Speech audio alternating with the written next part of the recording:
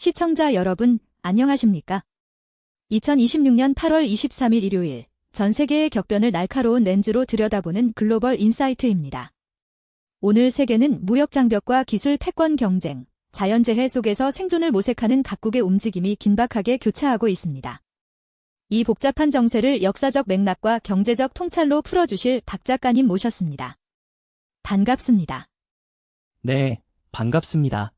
소설가 마크 트웨인은 역사는 그대로 반복되지 않지만 그 운율은 맞춘다고 했습니다.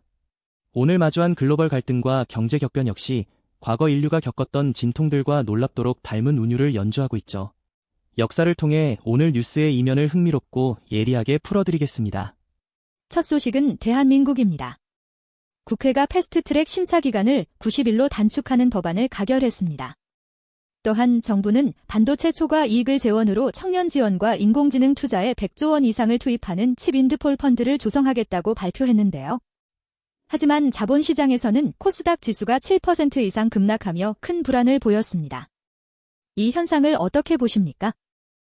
정부의 기금 조성은 과거 아테네가 라우레온 은광의 수익으로 대규모 함대를 건설해 시민 일자리를 늘리고 국방을 다졌던 국가주도 경제 전략을 떠올리게 합니다.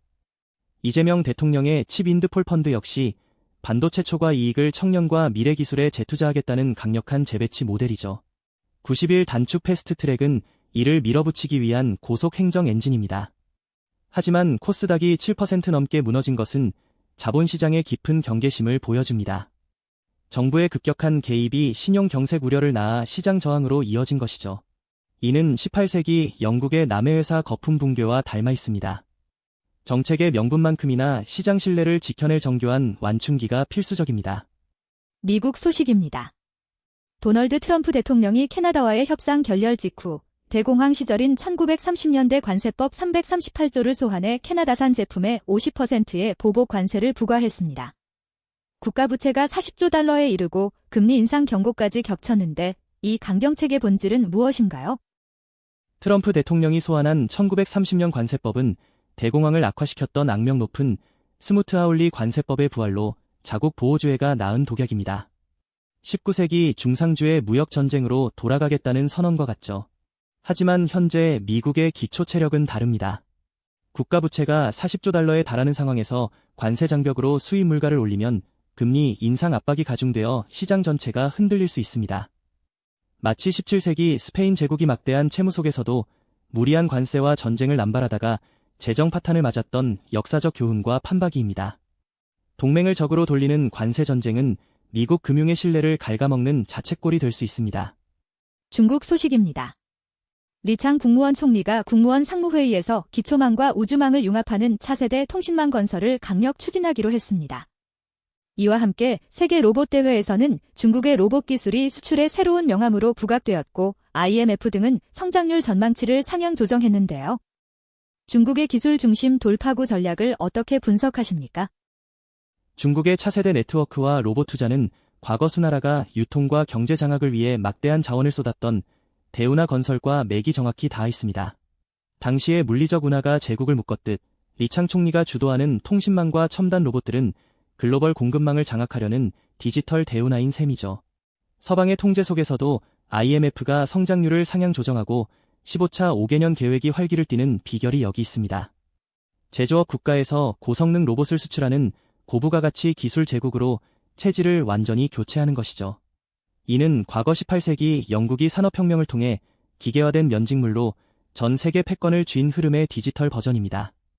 일본은 다카이치 사나의 총리 정부가 무기 수출 금지를 해제하고 호주와 자위대의 장거리 미사일을 호주 영토에서 시험 발사하기로 전격 합의했습니다.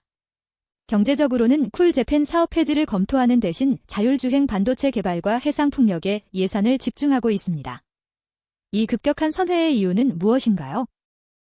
이것은 19세기 말 메이지 정부가 국가 생존을 위해 외쳤던 부국강병 노선의 현대적 재현입니다. 다카이치 사나의 정부가 안보 제한을 풀고 자위대의 해외 미사일 훈련과 군함 수출을 본격화하는 것은 전후 평화헌법 체제를 실질적으로 지원하려는 전략입니다. 특히 문화적 환상인 쿨재팬 예산을 삭감하고 자율주행 반도체와 해상 풍력 같은 하드웨어 기술의 재원을 몰아주는 것은 제조업과 에너지 주권이라는 실질적인 방벽을 쌓겠다는 뜻입니다. 메이지 유신 당시 서구의 중공업 기술을 무서운 속도로 수용해 군사, 경제적 돌파구를 열었던 일본 특유의 역사적 생존 DNA가 다시 작동하는 것입니다. 러시아로 가보겠습니다. 푸틴 대통령이 주권 강화를 강조한 가운데 서방의 고강도 제재 속에서도 볼가와 나톰 등 22종에 달하는 자체 생산 신형 자동차가 대거 출시되었습니다. 정유시설 복구와 내수 방어에 집중하고 있는데 이 경제적 회복력의 비결은 무엇일까요? 러시아의 저항력은 20세기 중반 라틴 아메리카 국가들이 서구 자본 철수에 대응해 추진했던 수입 대체 산업화 정책과 닮아 있습니다. 외부 기술이 차단되자 국가가 재정을 대어 내수 제조업을 육성하는 폐쇄형 요새 경제를 구축한 것이죠. 과거 소련 시절 자력갱생으로 냉전을 버텨낸 역사적 관성이 작용하고 있습니다. 매일 수백 대의 드론 공격을 막아내는 와중에도 자체 기술로 자동차와 연료를 생산하며 버티고 있습니다. 하지만 이러한 강제적 국산화는 장기적으로 기술 낙후와 심각한 비효율성이라는 고질병을 남길 수밖에 없는 양날의 검입니다. 우크라이나 소식입니다. 우크라이나는 최초의 자체 개발 제트 추진 요격 드론인 알렉사 스파티움을 실전에 배치했습니다. 하지만 러시아의 오데사 항구 폭격으로 밀 수출 전망치가 절반 이하로 급감하며 심각한 경제적 타격을 입고 있는데 이 극적인 모순을 어떻게 봐야 할까요? 기술 혁신과 경제 봉쇄가 충돌하는 참혹한 국면입니다.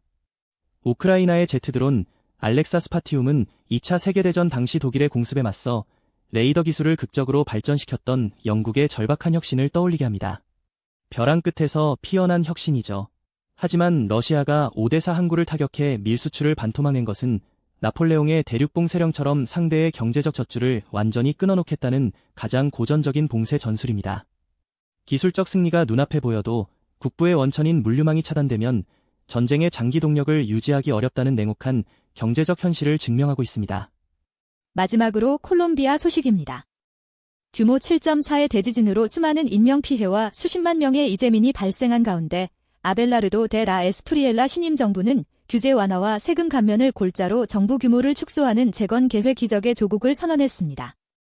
이 초강수 시장 개혁의 전망은 어떨까요?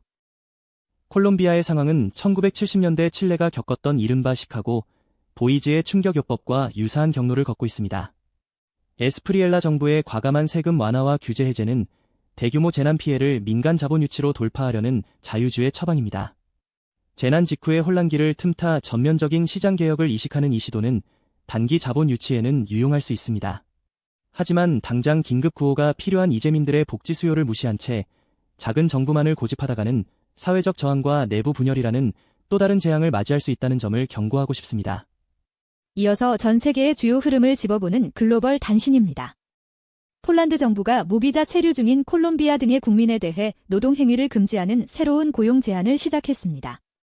또한 미국에서는 백신 기피로 예방접종 면제율이 역대 최고치인 4.2%를 기록한 반면 문화계에서는 콜롬비아 출신의 샤키라 등이 미국의 주요 음악 시상식을 휩쓸고 있습니다. 이 모순적인 단신들의 연결고리는 무엇인가요? 아주 흥미로운 문명사적 단면입니다. 폴란드의 무비자 취업 금지와 미국의 예방접종 거부율 급증은 세계화의 피로감이 낳은 전형적인 장벽 세우기 현상으로 과거 19세기 말 콜레라 창궐 당시 각국이 빗장을 걸었던 고립기와 닮아있죠. 그러나 물리적 장벽이 높아지는 와중에도 라틴 음악 같은 문화 소프트 파워는 디지털망을 타고 전 세계 인류의 안방을 장악하고 있습니다. 즉, 제도는 닫히고 있지만 문화는 국경을 초월해 초연결되고 있는 21세기형 하이브리드 세계관의 분열상을 적나라하게 증명하는 대목들입니다. 전 세계 소식을 역사적 배경과 경제적 시각으로 조명해본 시간이었습니다. 작가님, 오늘 다룬 복잡한 글로벌 정세를 관통하는 오늘의 한 줄 평은 무엇인가요? 오늘의 한 줄 평은 장벽을 세우는 자는 고립될 것이요 혁신의 길을 닦는 자는 영토를 넓힐 것이다입니다.